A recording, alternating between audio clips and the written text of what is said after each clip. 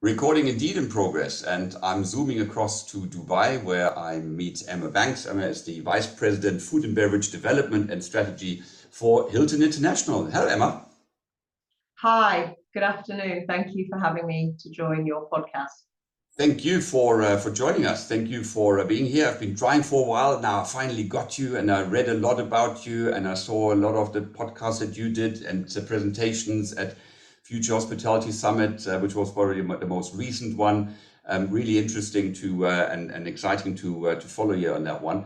You've been at the forefront, certainly, that I've seen it, and being engaged in pushing for the food and beverage industry to come to the table, excuse the pun, to start playing its role in matters of sustainability. And when we look at the food industry being responsible for plus minus, I believe, 30% of carbon emissions, it's about time. And what do you believe that people can do, or what is Hilton already doing to mitigate those 30% in the food industry contributing? Thank you. Well, I mean, I think the first thing is the food and drink business is entirely reliant upon the natural world. But this 30% shows that as an industry, we need to galvanize and have a strategy to make sure we're not biting the hand that feeds us, so to speak. While the restaurant industry and the restaurant and bar industry is focused on great product, great offers, and making memorable experiences for customers, inevitably we have created a carbon footprint and impact on the earth, and we continue to do so. And it is now absolutely mission critical that we have a joined up strategic approach across the industry to start reducing our carbon emissions and support Hilton and indeed the hospitality industry move to a net zero future.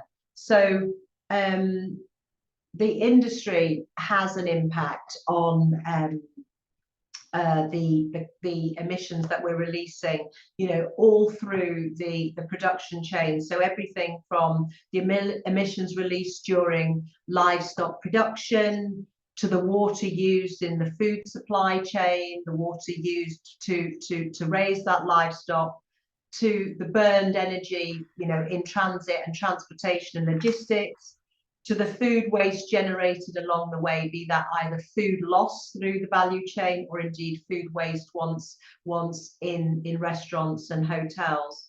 So restaurants are creating a substantial environmental footprint. So integrating sustainability into your business, into your hotel, into your restaurants or bars can have a positive impact, but can be quite limited if it's, as I said, on an ad hoc basis. Like anything, to affect meaningful change, we need to have a strategic direction and plan and strategy. And we're very fortunate the United Nations have developed a roadmap to help and guide us. So in 2015, when the United Nations issued its 17 Sustainable Development Goals, and in there is a whole list and connecting myriad of actions that we can take to try and achieve a net zero future. Hilton, where I work, is as most of your viewers and listeners will know, I'm sure, is a global hospitality company operating in 123 countries and territories. So we recognise our responsibility to take care of the communities in which we serve and operate. So how we do that is Travel with Purpose is our overarching ESG strategy, and it is aligned to our 2030 goals, which are aligned to the United Nations SDGs that I just talked about. Hilton set, in fact, I'm proud to say, is the first global hospitality operator that has set science-based targets to cut our emissions by 50%. To cut our water usage by 50% by 2030, our waste by 50%, and reduce the emissions intensity in our managed estate by 75%, and our franchise portfolio by 56%. So how does the area that I work in, the arena of food and drink, how can we support that? So we have our ESG management system, Lightstay, where the hotels are required to track, analyse and report our environmental and social impact at each of our hotels. So in food and drink, we've partnered with several companies to help us on our journey towards a net zero future. So for example, our key areas of focus, we're looking at food waste, specifically because food waste, we now know, contributes to 8 to 10% of global carbon emissions and actually doubles during festivities. And people, you know, I think people are getting more and more used to hearing the fact that actually if food waste were a country, it would be the third biggest global emitter of carbon emissions, and you know, that's just incredible, an incredible stat and a worrying stat. So you know, and it's, apart from being the third biggest polluter on earth, it's a $1 trillion problem. And also the hospitality industry is losing $100 billion a year through food waste. So it makes, not only does it make environmental and the right thing to do, it's a good commercial proposition. The only thing is people need to have a strategy and need to follow through and have a joined up approach to actually see the commercial ROIs. So where I'd like to give an example of a joined up closed loop strategy in Hilton is where we currently work with Winnow, the AI tech food waste tracking platform, which can support us forensically measure our food waste. We have, over the last couple of years, thanks to the support of our stakeholders and owners in EMEA, we're now at 69 hotels in our managed portfolio that have implemented Winnow AI technology to track food waste, and we're counting, you know, on implementing more. But recently we were very fortunate to join with United Nations Environmental Programme West Asia and Winnow to support the United Nations Recipe of Change programme, where we worked with the UN Environment Programme and Winnow to activate a green Ramadan activation in 3 key markets. I heard that. Yes, that was one of the things that I picked up and yeah. Speak to you so about, what we did about is, that. Yeah. United Nations are very clear that, you know, during festivities, not just Ramadan, but any festivities, food waste can increase by anything to 25 to 50%.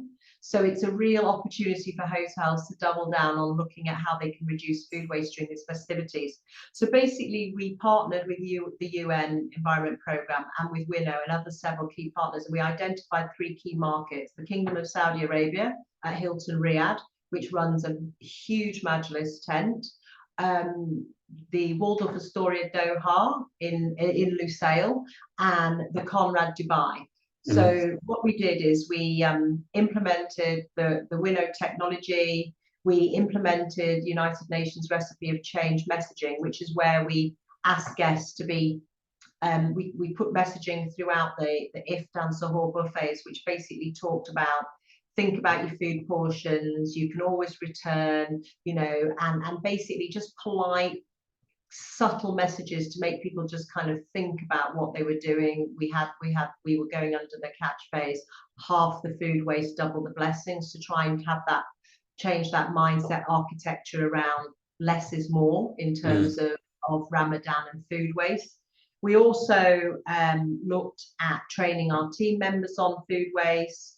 We looked at trying to source local produce within a 50-mile radius for the Ramadan activation, using zero waste culinary techniques such as root to shoot and nose to tail, looking at plant-based dishes, and also partnering with Climato, who are a carbon labeling tech company who can support you on reporting the carbon footprint of your dishes. So guests could choose between a plant-based and a meat-based dish, for example, and see. Let me cut in there. Sorry, Emma.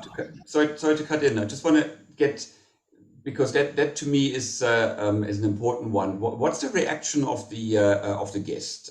Because, you know, a lot of people and maybe not so much in the Middle East, but certainly in Africa, are they're gaining influence, middle class, they want to eat meat. And now somebody comes along and says you should eat plants or plant-based items, or you should have less on the plate. How do you bring that across, and what's the reaction of those guests? Because I mean, I fully support it, and I think it's fantastic. I'd rather go twice, as you say, than scraping it off the plate afterwards.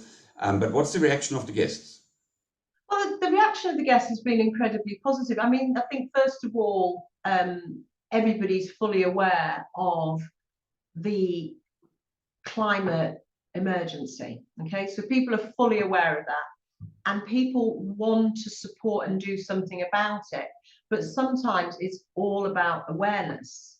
So it's awareness of the impact food waste has on the environment, how much we're wasting, and the small changes that we can make within the home or even within big hotels, small changes such as, and messages such as returning to the buffet. And we made the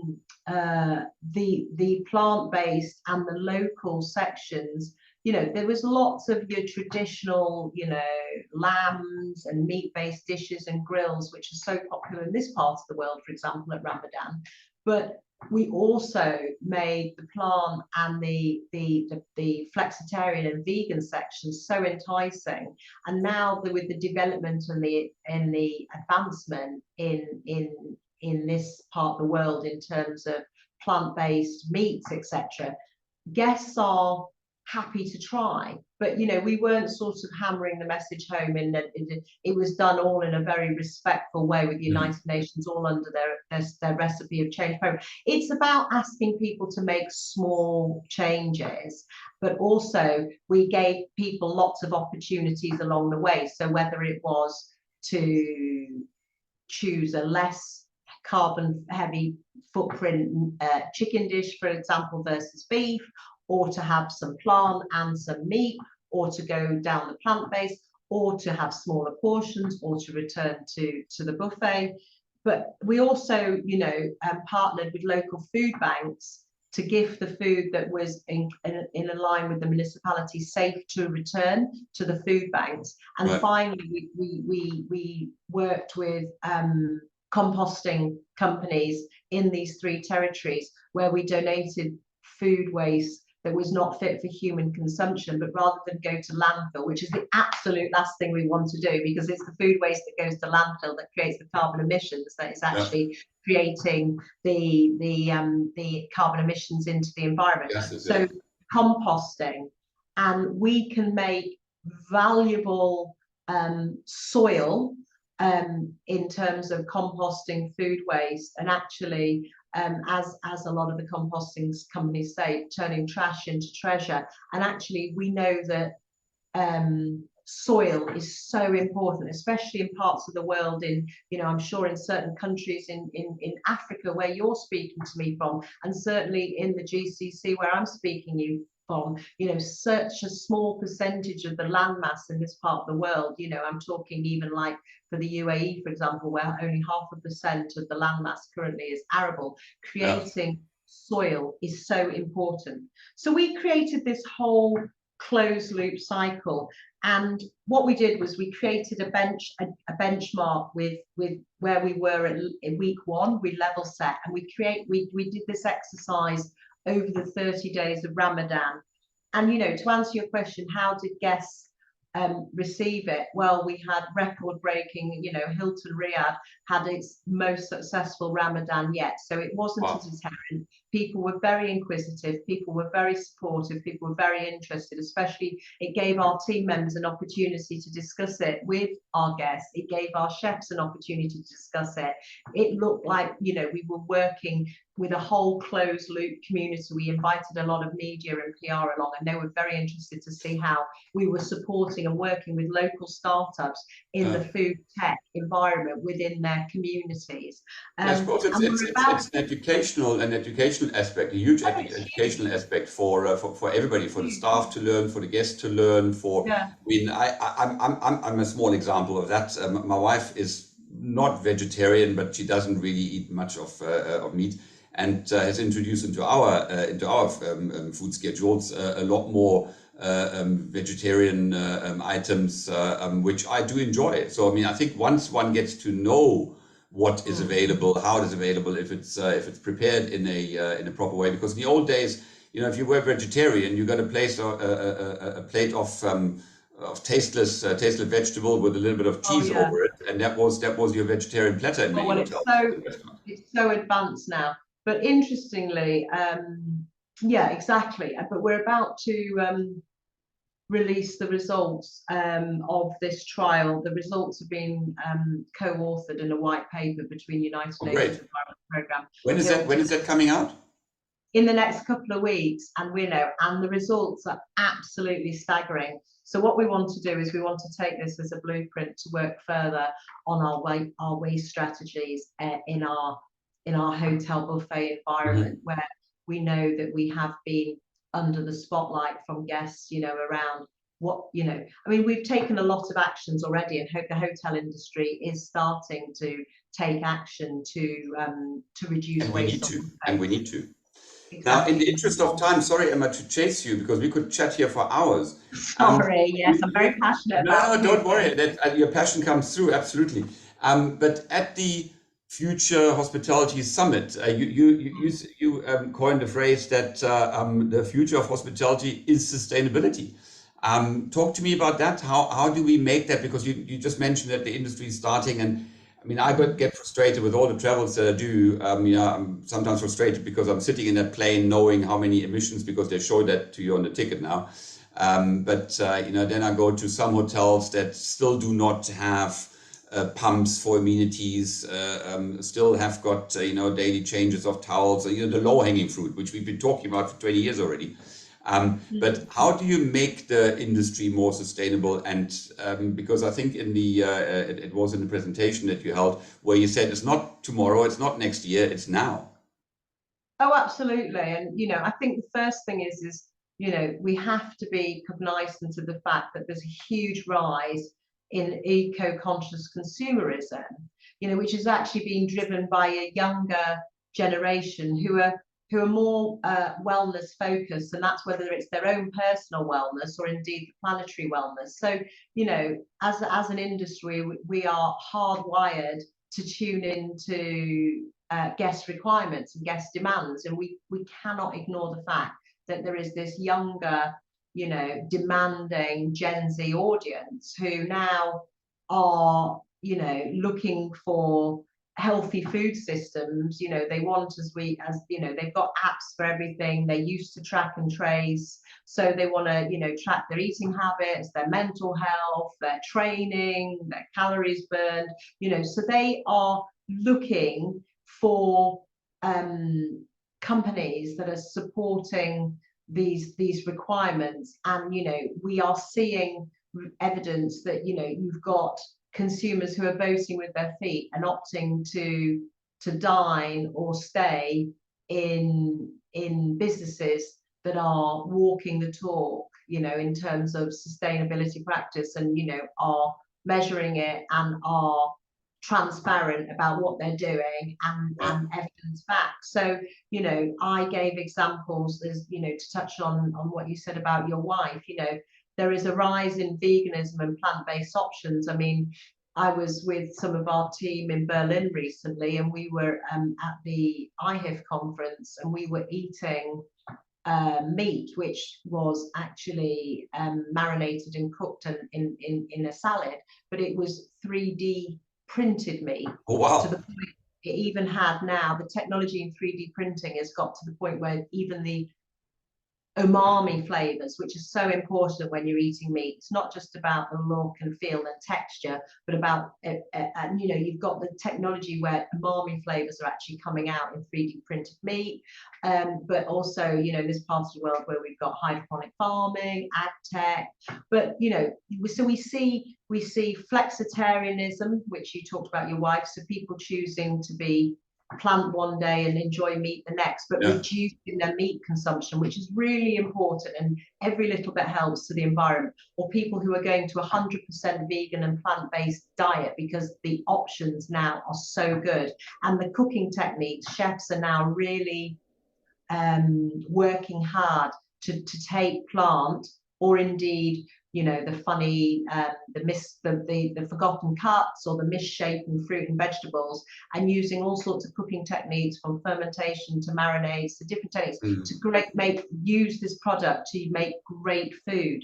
Also, you know, we're seeing a real shift to people, you know, going what we call glocal. So instead of imported, having local produce and having transparency around that. And the advancement of blockchain technology allows for full transparency around source and that it's genuinely local, which I think Yeah, is I think really that is a massive that's a massive one that you mentioned, the local one. I believe that in a few years ago, I think it was already a few of the gastropubs in your home country. You know, they were starting that and saying we only source our meat, also if it's meats, but also vegetables and everything else. We source it from a radius within 30, 40 miles, or whatever, which is really, you know, it's the being in touch with the local producers, knowing what the local producers do, and for the local producers to also cater to the, you know, to the clients that are around there, not just one big market that is just everything thrown at, and then as you say, a lot of it is thrown away afterwards. We're very fortunate here in the UAE over the last couple of years. You know, we've gone from sort of sporadic local sourcing, but because there's been such a, you know, federal strategic, you know, government-led as well as private sector-led, you know, development and advancement through our food, you know, our food security strategies around, as I say, ag tech companies, that now we've gone last year through our local providers. We you know, we contracted 350 tons of local produce across our hotels in the UAE. We actually, that's amazing. 446, and it's advanced. And it's so good, the quality, and it's so, you know, transparent with blockchain technology in this part of the world now.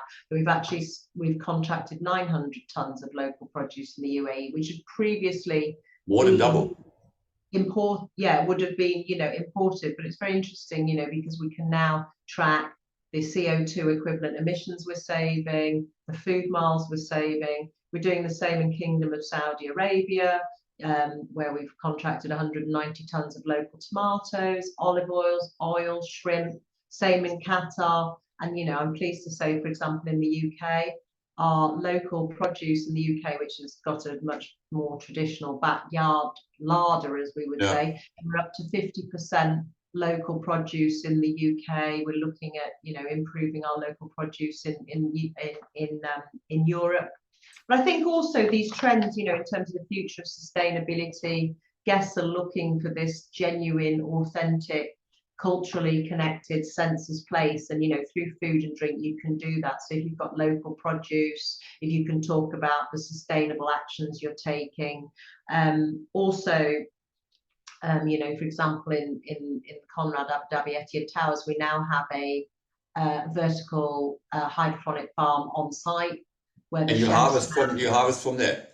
Yes, but it's not actually one of these smaller ones. We've got a lot of these smaller ones within the restaurant, which are great. They're small, you know, micro herbs. They tend to be very much, you know, small garnishes or finishing or sort of boutique produce and more theatre. But in Conrad Etihad Towers, it's actually in the car park. It's a big farm. It's monitored remotely. We take a minimum of 10 kilograms of product a day from it. There's a farmer who, you know, an agronomics expert in ag tech who comes every day and checks it's all going well. So I think, you know, you can't get any more net zero than, you know, 10 kilo, your greens coming from a vertical farm on site. Emma, I'm sorry, I think there's a lot to do in this space, and you know. There is indeed, and you are doing an awful lot. I'm sorry to cut in there again, but we need to wrap up. As much as I would love to keep on chatting, but it's certainly fascinating and definitely worth to check in again with you to see how it's going. I think for me the takeaways are it needs to be done. I think we all agree on that. It can be done.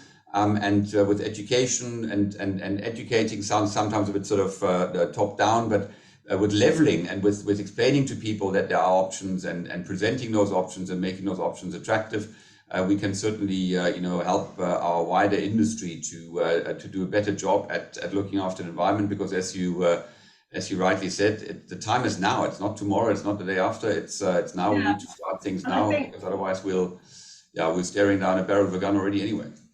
Yeah, I think the next big thing is really, our co-authored paper with Winnow Looking forward and to that. United Nations. Yeah, and that will be very interesting for the industry. But I think, the next thing is we can demonstrate commercial ROIs around, reducing food waste and sourcing locally, which people always perceive as more expensive. So, not only is it the right thing to do for the industry, It makes sense. the right thing to do because your guests want it and your team members want it, because don't forget, we're employing young people who are very concerned about these issues and want to work for employers of choice who are walking the talk and practicing sustainable practices. And ultimately, you can make a good return for your stakeholders and owners and give yourself a competitive advantage, because you're giving every customers what they want. So the future of hospitality is sustainability, as I say. Thank you so much for the opportunity. What a fantastic way to wrap up. Thank you, Emma Banks. Nice to chat to you. You carry on fighting that battle for us, and I'm sure many people will join us. Thank you so much. Thanks a lot. Take Thanks, care. Emma. Bye-bye. Bye. Bye.